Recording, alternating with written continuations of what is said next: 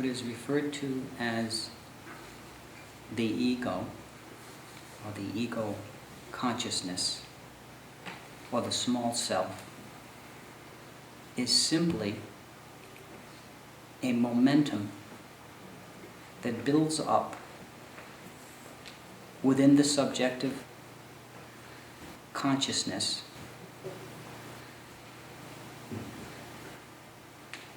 and begins to have a feeling of solidity about it.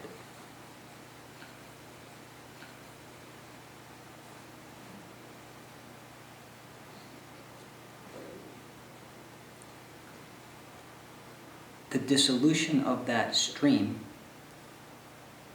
of ongoing experience that becomes like a film, like a movie, with its own identity, is awakening. The beginning of awakening, and in a very real sense, the end of awakening.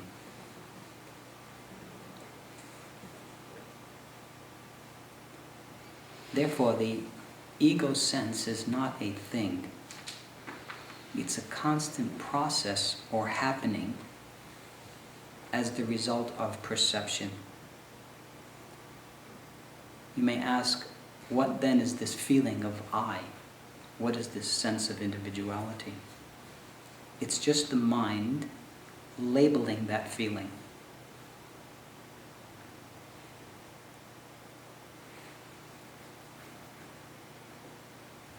It's the mind's image of that feeling. It's that feeling itself that is the I, that feeling of experience streaming with no break. It's only natural that meditation describes that breakage, or that seeing into the non-streaming. There is no non-stream, and there is no non-streaming. But the ego will get this feeling that there is a nothing in back of that stream by simple virtue of the cessation or seeing through that stream.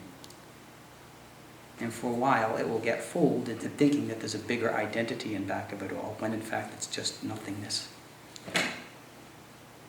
So many people are caught in this trap of running after nothingness as though it's some supreme object of liberation, in back of everything, in back of experience, higher than experience, when in fact it was simply the substratum through which that endless stream of perception was running, and through brief glimpses you begin to see that nothing's happening there. And the longer you glimpse, the deeper the transformation in seeing goes into recognizing that as a core essential aspect of being itself.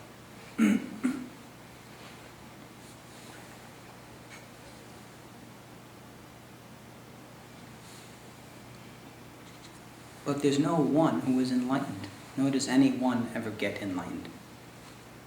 That's the paradox and the humor behind all of this.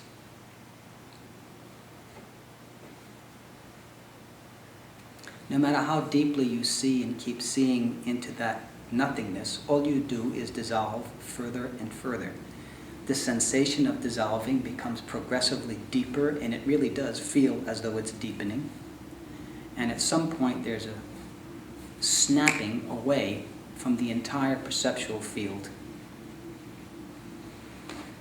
The perceptual field is recognized as being unlinked to that nothingness, eternally unlinked. That's liberation. That's self-realization.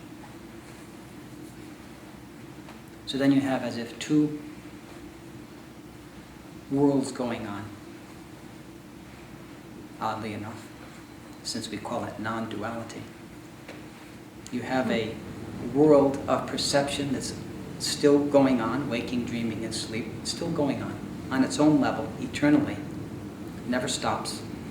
And then you have the non-perceptual core of being that simply is. And it's as if they remain eternally unconnected.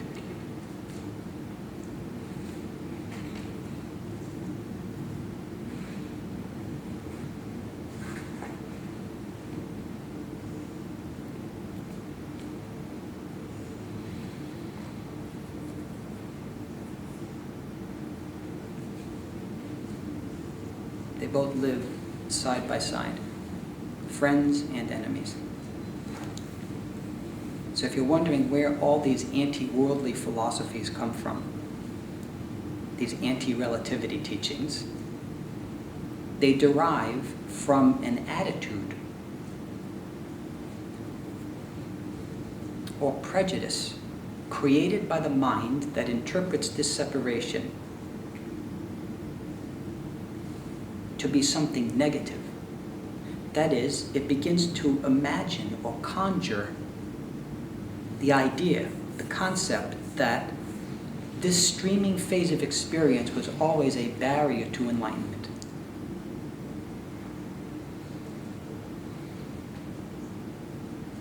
I want to stress the fact that that is an interpretation and an idea.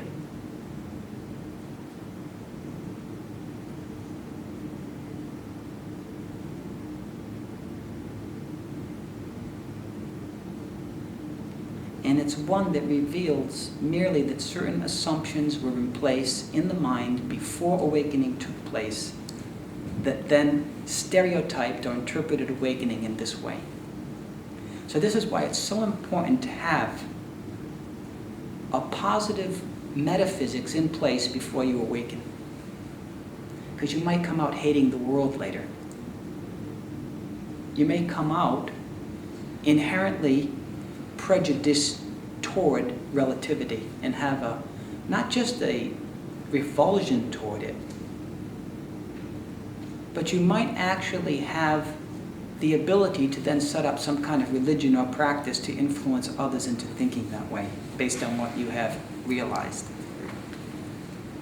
It's very funny and very tragic. So what is in the mind prior to awakening is very important. Very, very important.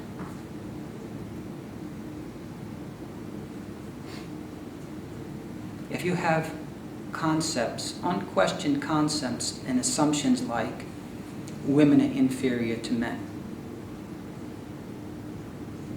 gay people are viruses, matter is evil,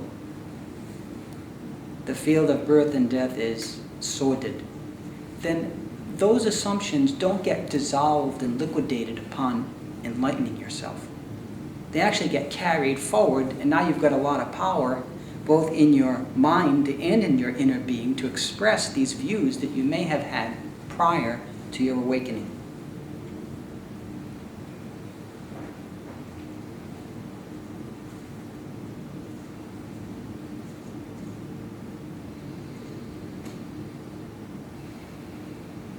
Which is why it is so important to acquire what I would call a more tantric understanding of enlightenment and the world prior to your awakening, so that when this big thing comes, what it ends up validating is this expansive, tolerant, progressive view, not some myopic, prejudicial, Leviticus-like view of life.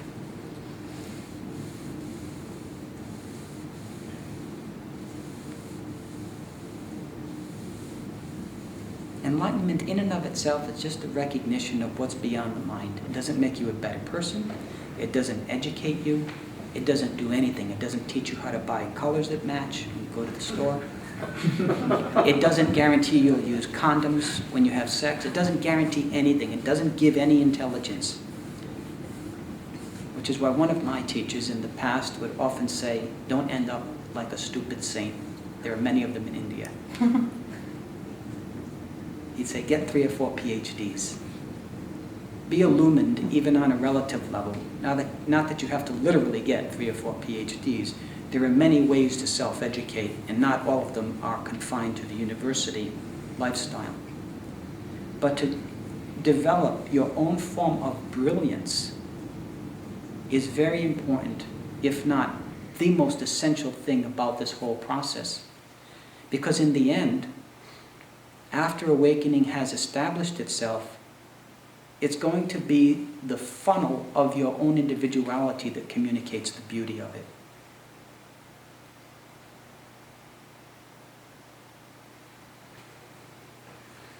even though it's the transcendence of individuality, it's nevertheless the individuality, the structure of your mind and emotions, intellect and senses that gives a radiation or communication of this immeasurable being that you've become, that you have awoken to. Of course, to simply do nothing in it also has its beauty. Even to live on the streets in Sahaja Samadhi, even that would have its beauty.